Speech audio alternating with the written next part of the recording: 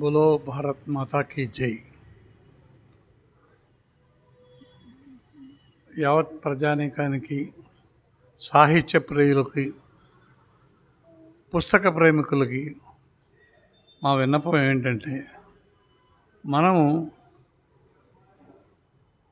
భవిష్యత్తు ఆలోచన నుంచి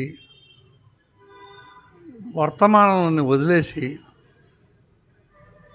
నేడున్న ఆర్థిక, సాంఘిక, రాజకీయ పరిస్థితులకు అనుగుణంగా మనం యువతను, విద్యార్థుల్ని తీర్చిదిద్దాలని నా మనవి.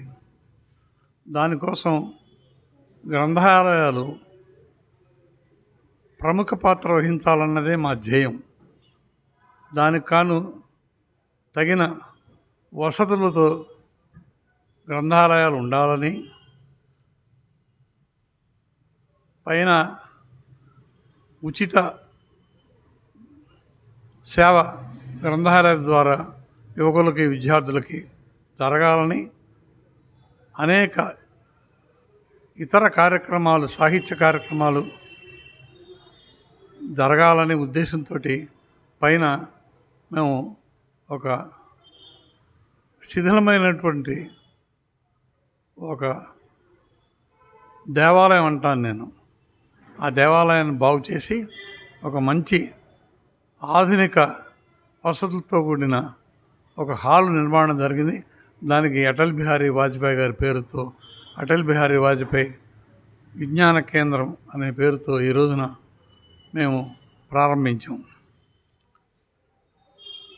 సమాజంలో ఇంతమంది వ్యక్తులు ఉండగా ఆయన పేరు పెడతానికి అనేక కారణాలు ఉన్నాయి. ఎంచేతంటే, వందే మాతరం, భారత్ మాతాకి జై అంటేనే బూతుగా వినపడే ఈ రోజుల్లో, యువతరంలో నైరాశ్యత కలిగినటువంటి ఈ రోజుల్లో ఆ రెండిటికి తావు లేకుండా యువత, విద్యార్థులు సమాజ స్ఫూర్తితోటి, గ్రంథాలయాల స్ఫూర్తితోటి ఆధునిక యుగంలో సంచరించాలనే ఒక ముఖ్య ఉద్దేశంతో ఈ గ్రంథాలయం పనిచేస్తుంది. 125 సంవత్సరాల చరిత్ర కలిగినటువంటి గ్రంథాలయం ఇది. కనుక ఈ గ్రంథాలయాన్ని అందరూ వినియోగించుకొని సంస్కారవంతులు కావాలని యువతకి, విద్యార్థులకి నేను ప్రేరేపిస్తున్నాను.